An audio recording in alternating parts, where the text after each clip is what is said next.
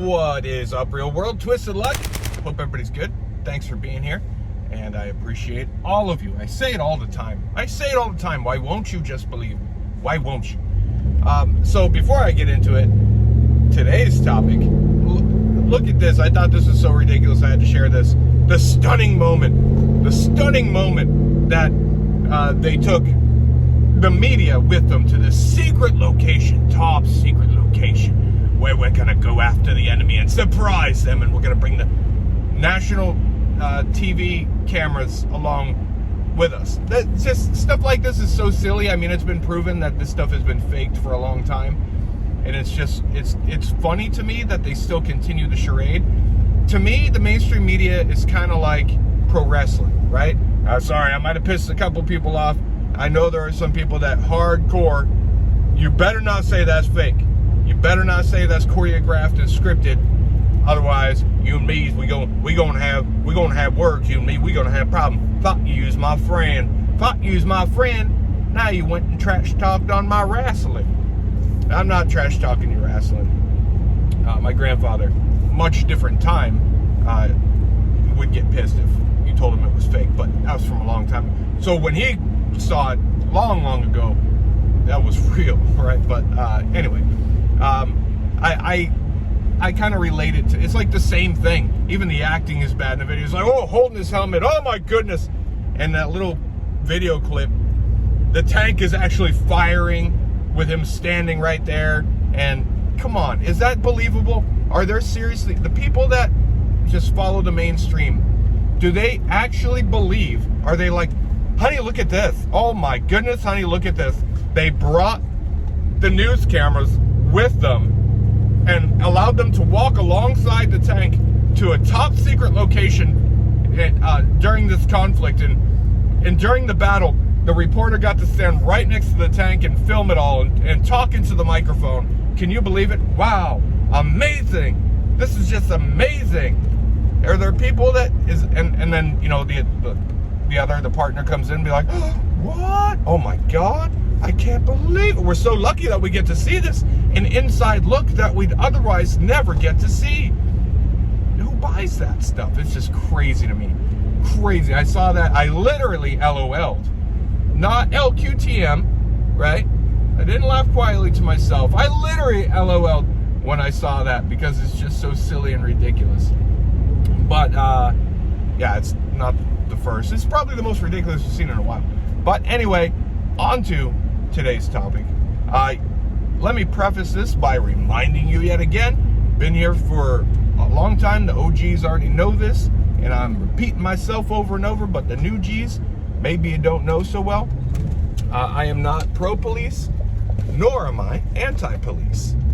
I am pro-good people, no matter what your job title or your badge, aka just name tag, right? Nothing special. Regardless of what your job is, people treat people like people. But I'm very, very critical of police because they are in a position where it's very easily, they can very easily violate people's rights and do bad things and abuse a sense of power that they don't actually have, but they have the sense of it. So I'm not going to get into that, but very, very critical of police, more than I would be like the donut maker, because the donut maker can't possibly, you know, well, it could, I guess, but you know what I mean. Infringe on your rights. And the donut maker, I didn't even, no pun intended there. That literally, I don't know why donut came out. So this is actually something that is a peeve of mine with police. This specific incident is a perfect example. And this is one of the reasons there's a big disconnect, and there's a lot of people that have a lot of disrespect for police. And they do it in general. There are good cops. But unfortunately, the bad ones ruin it for everybody, because when people have a bad experience, they don't say, oh, I hate that one cop, what's his name? They're going to see that uniform and they're going to have that disgust and that distaste, you know? And I get it. I absolutely get it. And you also know where I stand on the thin blue line. That's a gang sign. That's a gang. It's gang colors, gang flag. That thin blue line, it shouldn't be allowed on cars, on police cars, on uniforms. We've gone in detail about that, but so I don't like it. So this incident specifically police in their handling of people with mental health issues and homeless and things like that. People with issues that may be out wandering streets. That's generally one of the peeves I've had with many, many cops and battles I've battled against them with these things. So this incident, a person is encountered, an adult male is encountered, I think he's like maybe in his early 20s or mid 20s or something like that, by police outside of a restaurant late at night, like 10:30 at night, right? He's called in as a suspicious person because he's just kind of acting weird. He doesn't have any shirt or shoes on, just a pair of shorts, and he's acting weird. He's yelling out and just doesn't make any sense. Police get there. Several officers arrive, and one of them there realizes he's familiar with him. Now this story, all the details I found out later, but I'm telling you them as they go. One officer is familiar with him. Says, oh geez, he's got this history of mental health issues. He is a pain to deal with. We're gonna continue to get calls on him. This is a common thing with police, especially lazy police, and not wanting to deal with things. And they take people and just pawn them off somewhere else, instead of genuinely trying to recognize that somebody's in some kind of trouble, whether it's a mental health issue they're having right now or whatever it is. The officer, some of them just see a problem for them. Like, oh God, I don't want to deal with this. I don't want you to waste my time. How can I get rid of you so I don't have to waste any time on you or deal with you again? So they don't want to be bothered with this. So they don't want to write a report or take the time to do something that should be done.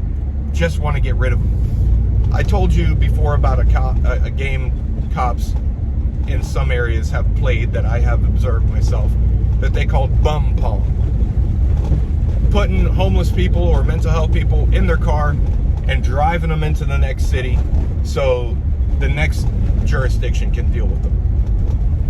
And that's one of the issues. Another common one is, hey man, what are you gonna do? You can't stay here, and where can you go? Where can you be? And a lot of times people say nowhere, nowhere, or they don't know. They're just out of it. They don't know. They have a home, but it's not coming to them, right? Well, you can't be here, so you're gonna go to jail if we keep dealing with you. So they'll say, do you want to go to the hospital? Do you want to go to many times if they encounter someone that they know has mental health issues or is displaying mental health issues, but they don't want to be bothered to take the time, some people will fit Baker Act criteria. Like, you see them and they're definitely having an issue where they definitely might be a harm to themselves. It's clear they might be a harm to themselves or others, but they don't want to deal with it. So what they'll try to do is talk that person into voluntarily going to the hospital. And but then they talk them into it by also saying, your alternative is jail. So what do you want?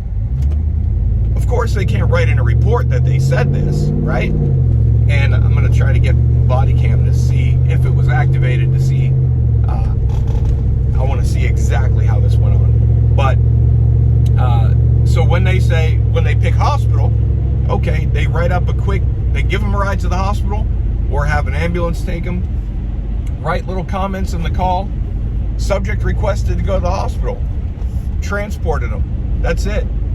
High five me, did the world a favor. No, you just dumped them off, right? So they bring this guy to a very small facility, very small, with no mental health issue, no mental health, what do you call it, department, whatever. None of that available. They would have to go somewhere else for that. And the police knew that he needed that, but they didn't.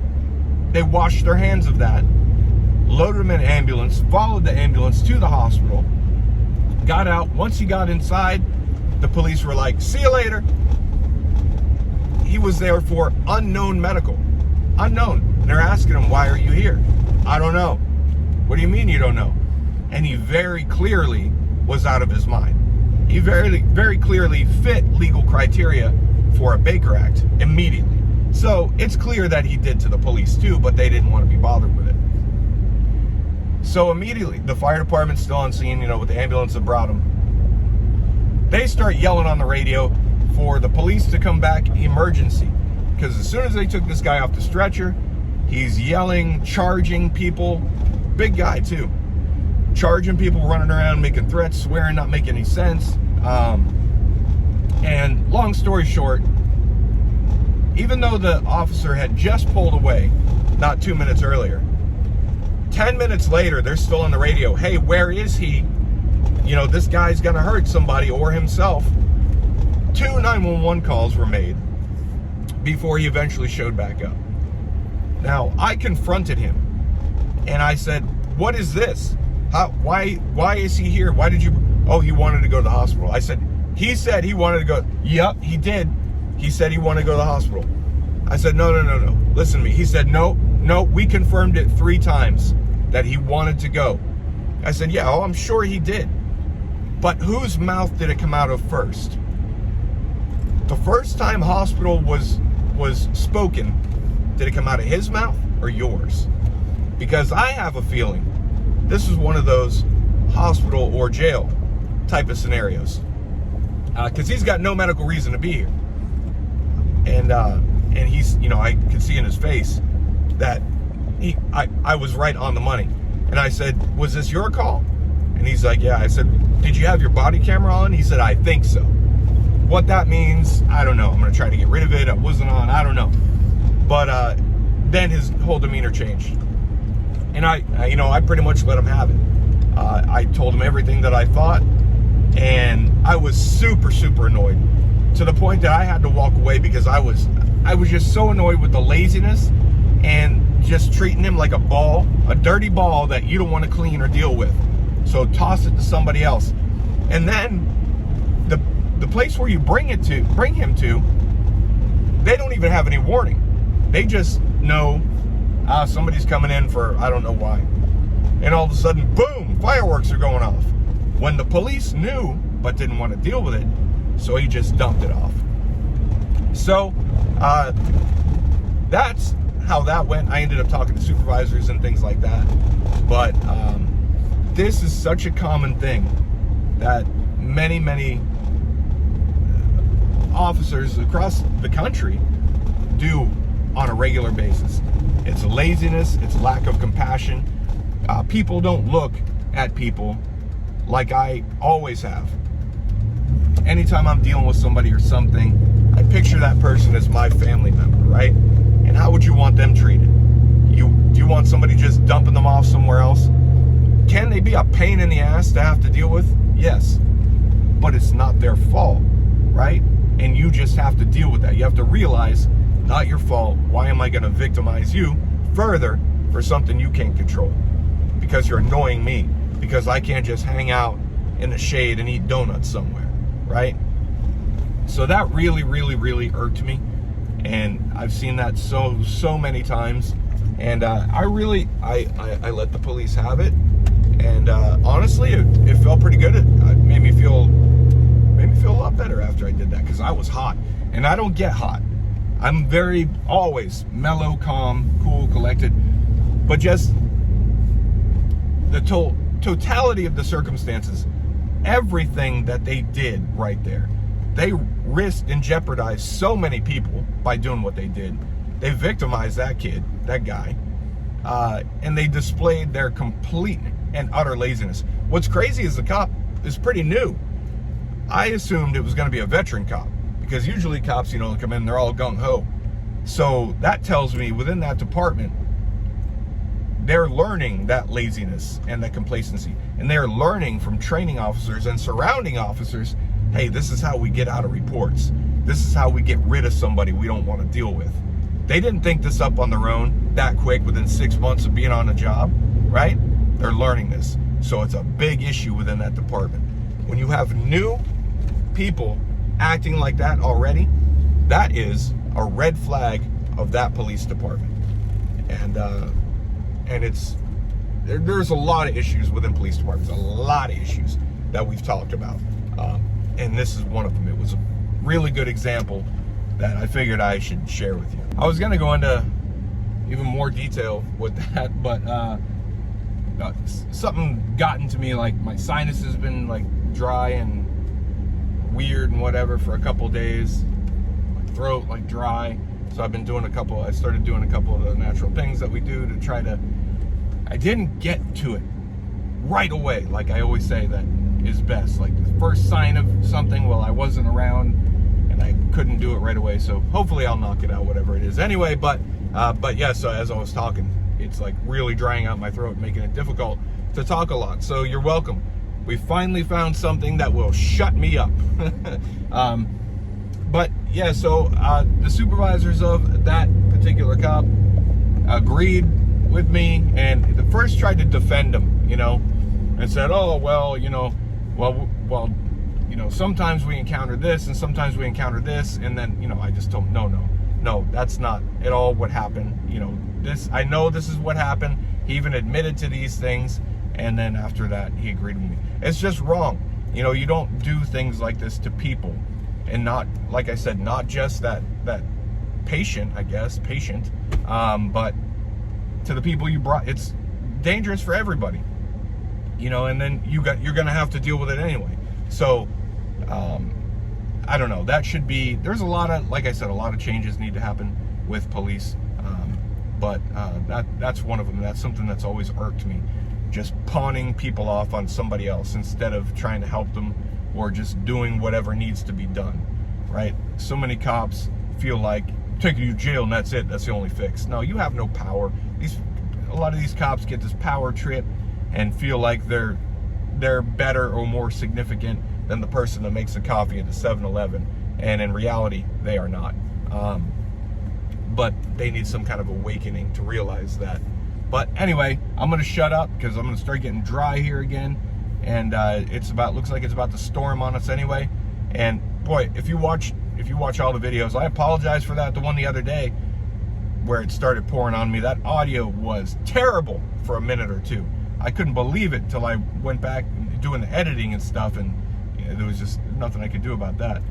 So luckily it didn't rain the entire time, because that entire video would have been a wash if that kept up. And for anybody that watched through that and waited that minute or two for it to stop, props to you. You got more patience than me, because I probably would have either skipped it or just, you know, skipped through it or just left the whole damn video. But so anyway, I appreciate you.